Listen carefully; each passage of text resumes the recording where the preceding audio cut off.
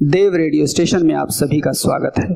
मैं देवव्रत आज आप सभी के समक्ष रियल लाइफ की एक मोटिवेशनल स्टोरी सुनाने जा रहा हूं, जिसको सुनने से न केवल आपकी सोच बदल जाएगी बल्कि आपके जीने का नजरिया भी बदल जाएगा। इस स्टोरी को सुनकर आपको इतनी प्रेरणा मिलेगी कि आप कोई भी लक्ष्य हासिल कर सकते हैं। बस आपको लक्ष्य के प्रति थोड़ा पागल होने की जरूरत है। अगर आप अपने जीवन को बदलने की कोशिश करें तो आपका जीवन जरूर बदल सकता है। ये प्रेरणादायक कहानी जीवन में बहुत बड़ी सीख देती है। इस कहानी से शायद आपका जीवन बदल जाए। तो चलिए बिना किसी देरी के इस जीवन बदलने वाली कहानी को शुरू करते हैं।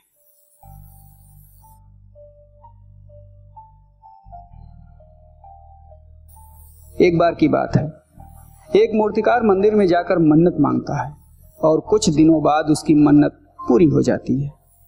वो मंदिर दर्शन के लिए जाता है और सोचने लगा कि मैं भगवान को क्या अर्पण कर सकता हूं।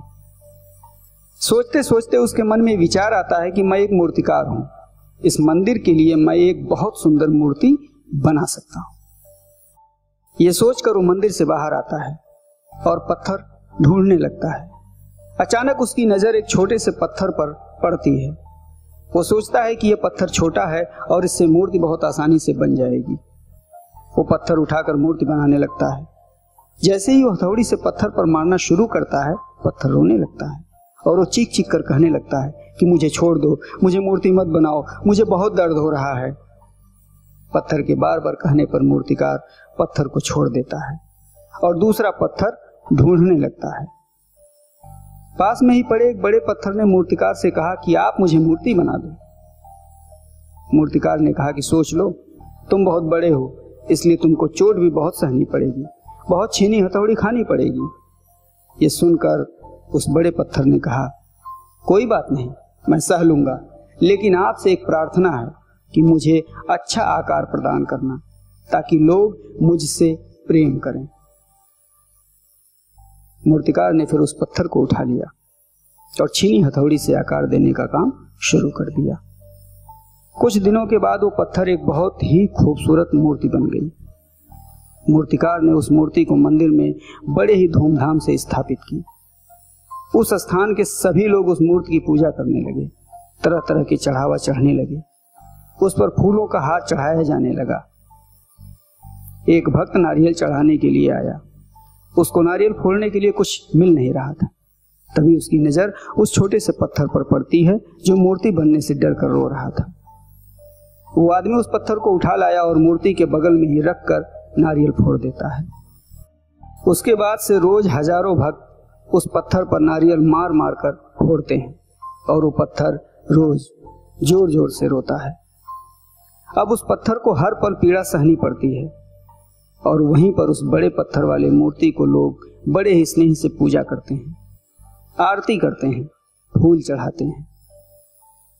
इस मोटिवेशनल कहानी को आपको बताने का हमारा एक ही मकसद है कि आप उस छोटे पत्थर के जैसा बिल्कुल ना बने।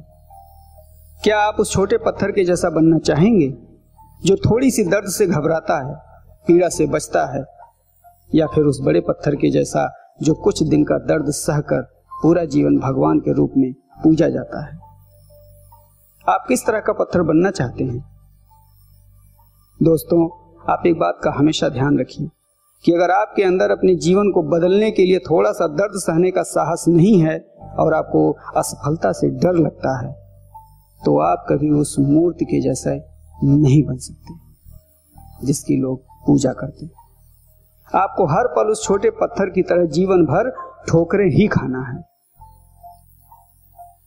एक बात को अपने दिमाग में जरूर बैठा लीजिए कि हीरा हो या पत्थर, उनकी कीमत तभी होती है जब वे पीड़ा से होकर गुजरते हैं। उनको भी तकलीफों का सामना करना पड़ता है। अगर आप सोचते हैं कि हमको कोई तकलीफ नहीं हुआ, तब आप समझ लीजिए कि आगे आपको काफी तकलीफों का सामना करना पड़ेगा। इसलिए आप इन बातों को जीवन में हमेशा याद रखिएगा कि जब तक आप अपमान नहीं सहेंगे तब तक आपको सम्मान नहीं मिलेगा। जब तक आप चुनौतियों का सामना नहीं करेंगे तब तक सफलता हाथ नहीं लगेगी। इसलिए जीवन में आगे बढ़ने के लिए चुनौतियों का डटकर सामना कीजिए, क्योंकि इतिहास गवाह है, जिसने भी चुनौतियों को स्वीकारा विजय उसी की हुई। एक दिन उसी ने इतिहास रचा। आप सुन रहे थे देव रेडियो स्टेशन पर रियल लाइफ की मोटिवेशनल स्टोरी।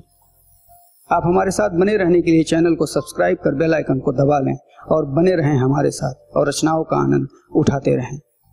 अगली कड़ी में एक नई रचना के साथ फिर मिलूंगा, तब तक के लिए देवव्रत का प्रणाम।